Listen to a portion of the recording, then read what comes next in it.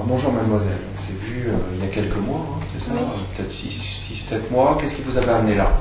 Donc c'est des problèmes essentiellement d'hypersomnie et d'insomnie qui apparaissaient un peu... C'est une maladie particulière? Ça a un Oui, nom? c'est le syndrome de Klein-Levin, Klein-Levin, ok. qui est une maladie orpheline qui est peu connue. Vous pouvez m'expliquer les symptômes?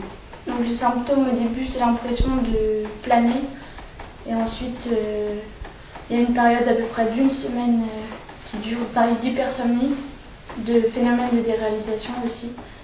Pour les sentiers, la déréalisation? Complètement. C'était ça le plus dur à supporter finalement parce que je savais pas si j'étais là ou pas. Enfin, c'était terrible.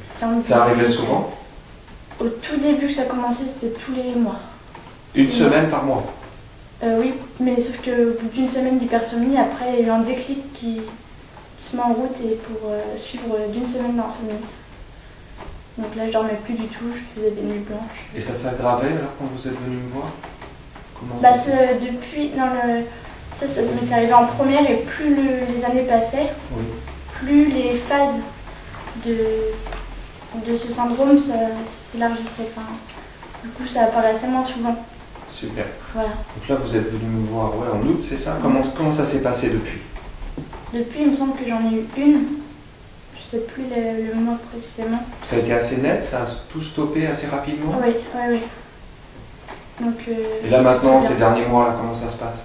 Là ça va plutôt bien. J'ai pas eu d'épisode comme ça. Donc il n'y a plus d'hypersomnie, c'est ça? Plus d'hypersomnie, plus de déréalisation, enfin tout ce qui s'accompagne avec. Plus d'insomnie non plus. Ça s'est mis en place tout seul, hein. On se voyait tous les 2-3 mois, hein, c'est tout. Hein. C'est ça? Oui. Okay.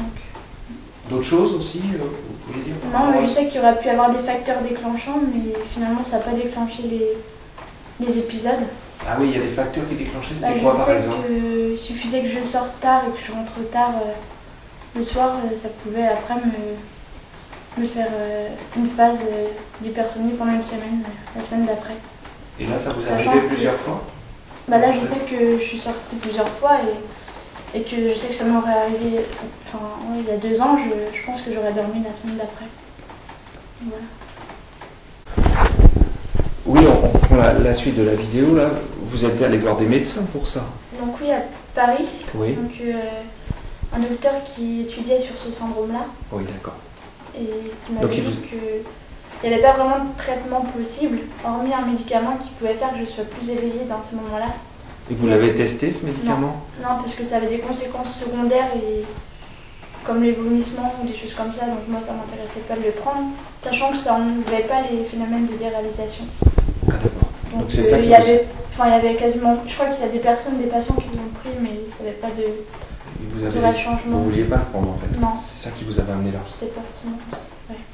Sinon rien ne vous soulageait? Non, je pouvais que dormir et c'était tout.